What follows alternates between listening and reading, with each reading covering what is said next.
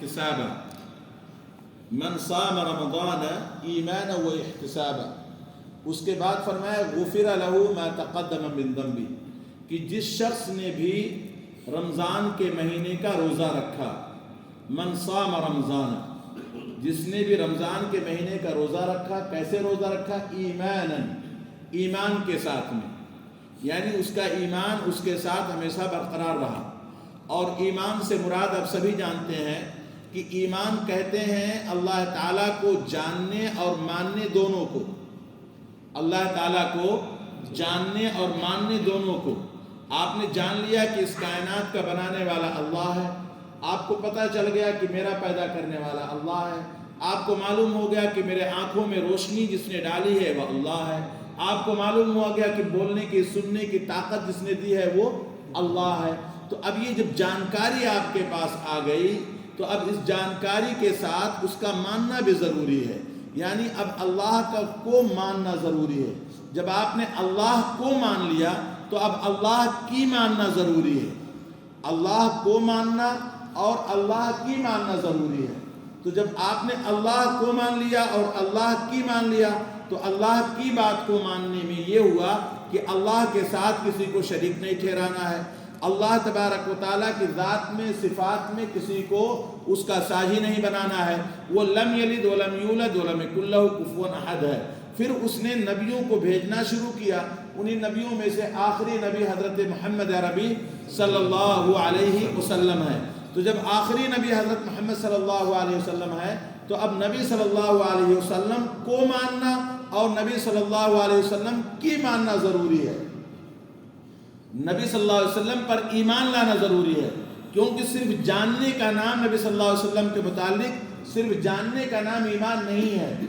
جاننے کا نام ہوتا تو ابو جہل بھی جاننے والا تھا، عتبہ بھی جاننے والا تھا، امیہ بن خلف بھی جاننے والا تھا، اور نہ جانے مکی کے کتنے بڑے بڑے چودھری تھے، ڈگت قسم کے لوگ تھے جو جاننے والے تھے. لیکن انہوں نے نبی صلی اللہ علیہ وسلم کو مانا نہیں.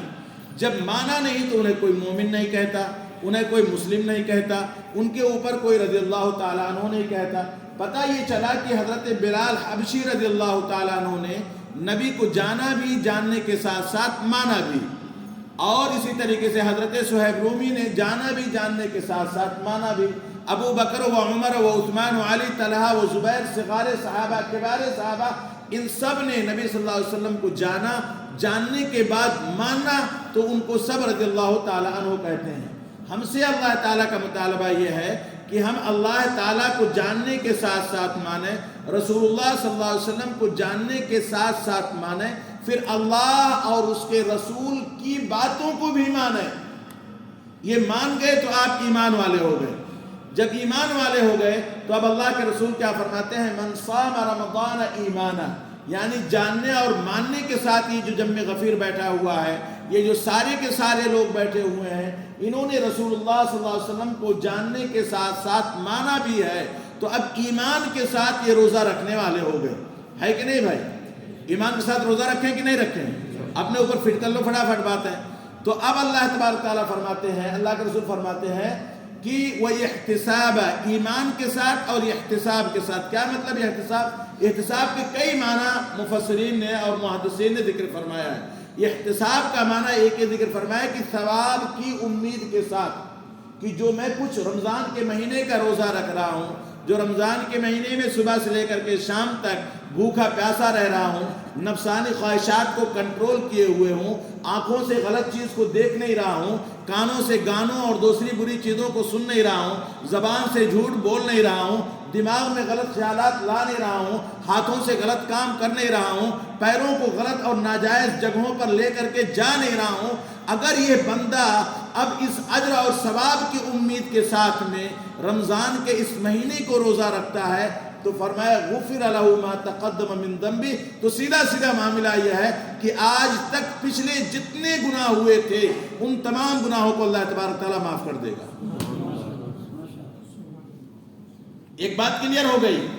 مقصد وہی ہے کہ گناہ معاف ہو جائیں، اور جب گناہ معاف ہو جائیں گے تو اللہ تعالیٰ آپ کے درجات کو بلند کر دے گا. درجات کو بلند کرنے کا مطلب یہ نہیں کہ آپ کو انسان سے نکال کر کے فرشتہ بنا دے گا یا کسی دوسری مخلوق کے اندر داخل کر دے گا.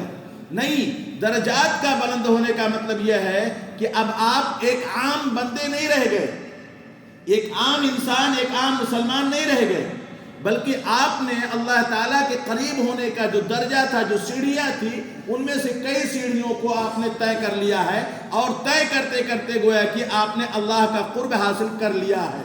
اب اللہ تبارک و تعالیٰ آپ کے بارے میں یہ فرماتے ہیں، فرشتوں سے ذکر کرتے ہیں کہ یہ میرے بندے ہیں جو میری عبادت کرتے ہیں، جو میرے ذکر و اذکار کے اندر لگے ہوئے ہیں، میری وجہ سے انہوں نے کھانا پینا چھوڑ رکھا ہے، میری وجہ سے انہوں نے قرآن کریم کی تلاوت کرنی شروع کی ہے، میری وجہ سے سارے کام کر رہے ہیں۔ تو اللہ کے رسول صلی اللہ علیہ وسلم نے فرمایا کہ اللہ تعالیٰ کی حدیث قدسی ہے کہ الصوم لی، اب اللہ کیا فرماتا ہے کہ یہ روزہ میرے لیے رکھ رہا ہے، یہ روزہ میرے لیے رکھ رہا ہے، یہ سارا کام میرے لیے کر رہا ہے۔ تو اب اللہ خوش ہو کر کے کہتے ہیں کہ یہ میرے قریب آ چکا ہے، الصوم لی وانا اجزی بھی، اب اس روزے کا بدلہ میں خود عطا فرماؤں گا۔ ایک دوسرے ٹکڑے میں فرمایا انا اجزی بھی کہ میں خود اس کا بدلہ بن جاؤں گا۔ اسی میں بعض لوگوں نے ترجمہ کیا حاجی صاحب کہ میں خود اس کا بدلہ دوں گا۔ اگر اللہ تعالیٰ کسی چیز کا بدلہ دے رہا ہے تو سب کچھ حل ہو گیا کہ نہیں حل ہو گیا بھائی؟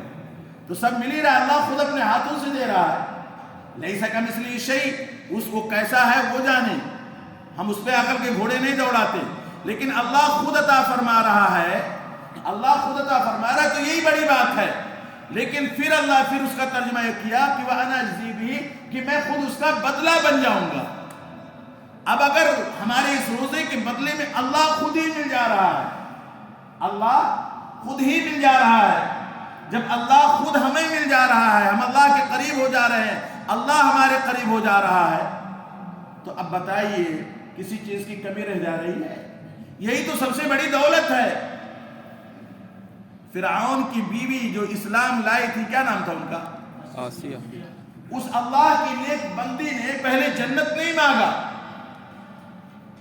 پہلے جنت نہیں مانگا، پہلے اللہ کا قرب مانگا ہے کہ میں اللہ کے قریب ہو جاؤں۔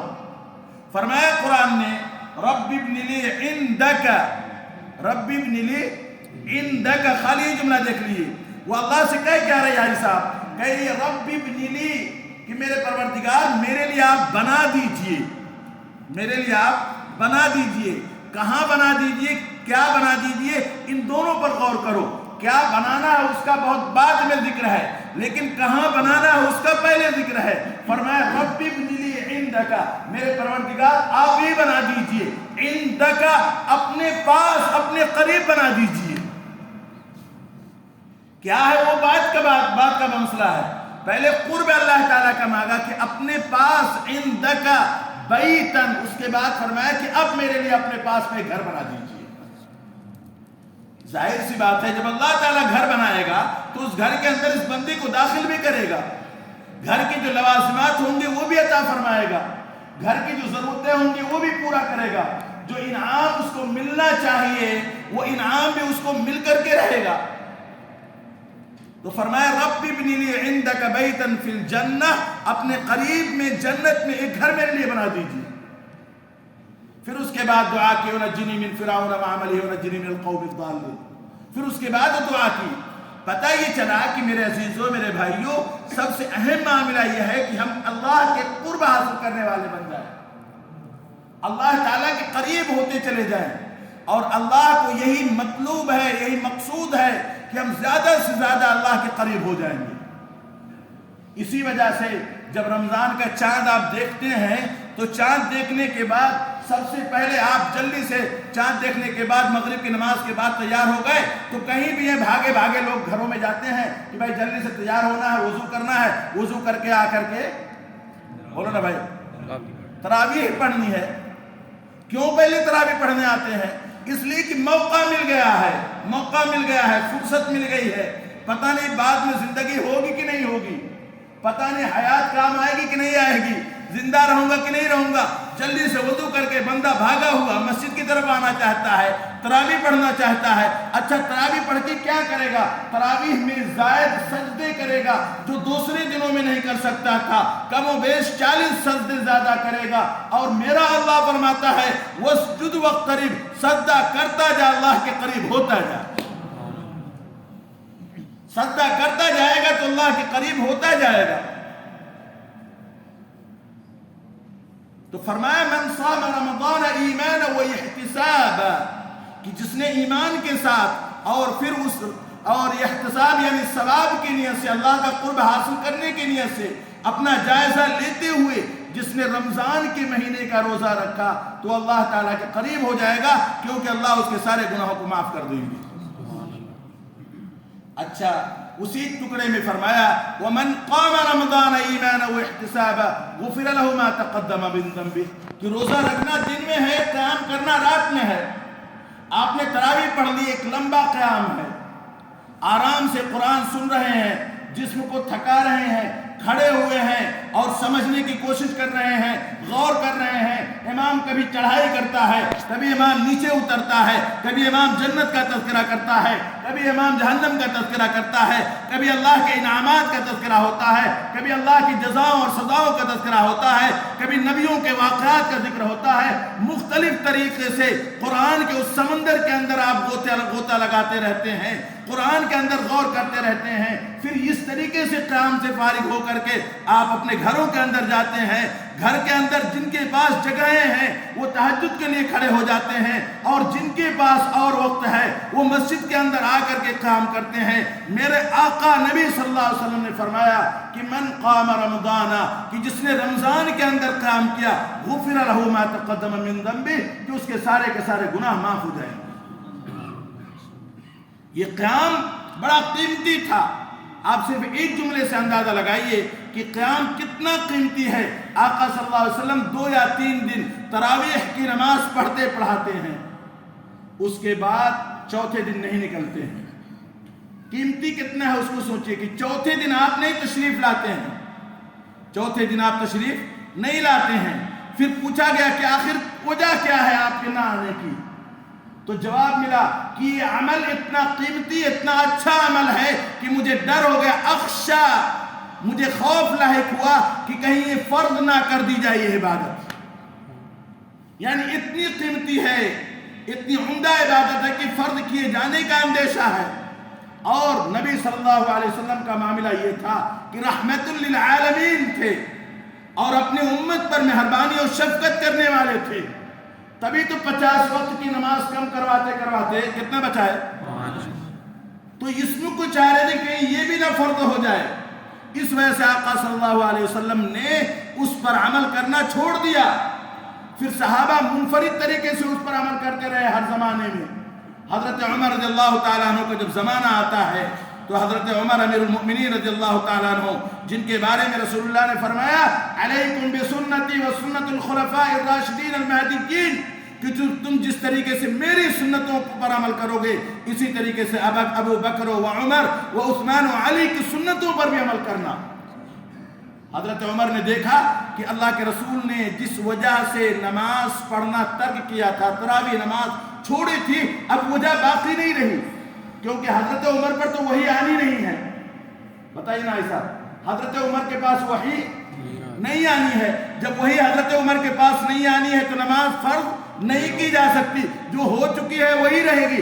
حضرت عمر نے ایک مشہور صحابی حضرت ابی بن کعب رضی اللہ تعالیٰ عنہ، جو بہترین قاری ہیں، انہیں لا کر کے مصلی پہ کھڑا کیا اور سب کو کہا کہ ان کے پیچھے اب 20 رکعت نماز تم 23 رکعت نماز تم پڑھنا شروع کرو۔ چنانچہ صحابہ کرام نے ان کے پیچھے پڑھنا شروع کر دیا۔ تو اب یہ قیام اللہ کے رسول صلی اللہ علیہ وسلم کو بہت پسند تھا، اسی وجہ سے فرمایا من قام رمضان، کہ جس نے قیام کیا رمضان میں۔ اس قیام میں یاد رکھنا یہ پیر کی پنڈلیوں میں درد ہوگا، یہ موٹے موٹے جو کمر ہو چکے ہیں نا، اس میں درد ضرور ہوگا، جھکنے میں آپ کو تھوڑی دن تکلیف ضرور ہوگی، آپ مشقت برداشت کرنے والے ضرور ہوں گے، لیکن اسی قیام کے بعد نبی کی ایک سنت اور زندہ ہوگی۔ جب آپ کے پیروں میں درد ہوگا، سوجن ہوگی، آپ کے پشت میں درد ہوگا، سوجن ہوگی، تب گویا کہ ایک سنت زندہ ہوئی جو نبی صلی اللہ علیہ وسلم کے ساتھ ہوا تھا کہ اللہ کے رسول صلی اللہ علیہ وسلم نمازوں میں کھڑے ہوتے تھے، پیروں میں ورم آ جایا کرتا تھا، سوج جایا کرتے تھے پیر۔ اما عائشہ نے پوچھا تھا کہ آپ اتنی لمبی لمبی نمازیں کیوں پڑھتے ہیں کہ پیروں میں ورم آ جاتا ہے، سوج جاتے ہیں؟ تو آقا نے کیا فرمایا تھا؟ افلا اکون عبدا بولو نا بھائی، افلا اکون عبدا شکورا، کیا میں اللہ کا شکر گزار بندہ نہ بن جاؤں؟ تو یہ نماز رات کے اندر قیام کرنے سے آپ کو حاصل ہونے والا ہے۔ لہذا میرے عزیزو، یہ قیمتی مہینہ مل گیا ہے، 4-5 دن گزر گئے، مغفرت الحمدللہ سب کی ہو گئی ہوگی انشاءاللہ۔ سب نے مانگ لیا نا معافی اللہ سے، توبہ کر لیا نا بھائی انشاءاللہ؟ نہیں کیا تو کر لو، پہلے رات پہلے دن سے پاک صاف ہو کر کے چلتے رہو، پاک صاف ہو کر کے کوشش کرو پورے رمضان کے اندر کہ اب جب میں پاک ہو چکا ہوں، صاف ہو چکا ہوں، انشاءاللہ میرے گناہ معاف ہو چکے ہیں، اب میں گناہ کا ارتکاب نہیں کروں گا، کیونکہ قیمتی مہینہ ملا۔ اسی حدیث کے ٹکڑے میں ایک دوسری کتاب کے اندر ذکر کیا ایک جملہ، لو علمتم فضل رمضان لتمنیتم ان یکون سنتا کاملتا۔ یہ جو حدیث امام بخاری نے نقل فرمائی، دوسری کتاب میں ایک ٹکڑا اور زیادہ ہے کہ لو علمتم فضل رمضان، کہ اگر تم رمضان کی فضیلت کو جان جاتے، کتنی فضیلت ہے، اس کی فضیلت کو اگر جان جاتے، اور ظاہر سی بات ہے فضیلت ہے اس میں، تو فرمایا لتمنیتم، تو تم تمنا کرتے کہ رمضان کاش کی پورے سال رہتا، تمہاری خواہش ہوتی کہ پورے سال یہ رمضان رہے، لیکن چونکہ ہم کما حقہ اس کی فضیلت، اس کی اہمیت کو نہیں جان سکتے، بس یہ کوشش کی جاتی ہے کہ لوگ کچھ دیر بیٹھیں، سنیں ایک دوسرے سے، تاکہ اگر جس کو پڑھنے کا خود سے موقع نہیں ملتا، لوگوں سے سنا کر اس کی اہمیت اور فضیلت کا اندازہ کریں۔ فرمایا لتمنیتم ان یکون سنتا، آپ تمنا کرتے کہ رمضان پورے مہینے کا، پورے سال کا ہو جاتا۔ اس وجہ سے میرے عزیزوں، میرے بھائیوں، وقت کو غنیمت جانو۔ میں کہا کرتا ہوں کہ اپنے آپ کو تھکاؤ اور چھوٹی بڑی ہر سنت کو زندہ کرو، اور 100% رمضان کے مہینے کے روزے کو رکھو، 100% نماز تراویح کا اہتمام کرو، 100% قرآن کریم کی تلاوت، 100% افطاری کرنا اور کرانا، 100% صدقہ اور خیرات کرنا، 100% سلام کا رواج دینا، 100% بڑوں کے ساتھ محبت کرنا، بڑوں کے ساتھ ادب و احترام کرنا، چھوٹوں کے ساتھ شفقت کرنا، 100% اپنے آپ کو نبی صلی اللہ علیہ وسلم کے طریقے میں ڈھال کر کے اپنے قلوب اور دلوں کو حسد، کینہ، بغض، نفاق سے پاک و صاف کرواتے ہوئے 100% پورے مہینے کی گزارنے کی کوشش کرنا۔ بہت مزہ آئے گا، لطف آئے گا، زندگی کے اندر چین و سکون ملے گا، راحت ملے گی، پریشانیاں دور ہوں گی، گھبراہٹ سے آپ بچیں گے، ہر طریقے کے آرام کے اندر زندگی انشاءاللہ گزاریں گے۔ اس وجہ سے میرے بھائیوں، باقی دنوں کی بھی ہم لوگ قدر کریں۔ اللہ تعالیٰ مجھے اور آپ کو سب کو کہنے سننے سے زیادہ عمل کرنے کی توفیق عطا فرمائے۔ سبحان اللہ بحمدہ، سبحانک اللہم بحمدک، ونشہد ان لا الہ الا انت، ونستغفرک ونتوب الیک۔ سبحان ربک رب العزة عما یصفون، سلام المرسلین، والحمد للہ رب العالمین۔ جزاکم اللہ خیر، بارک اللہ تعالیٰ فیکم۔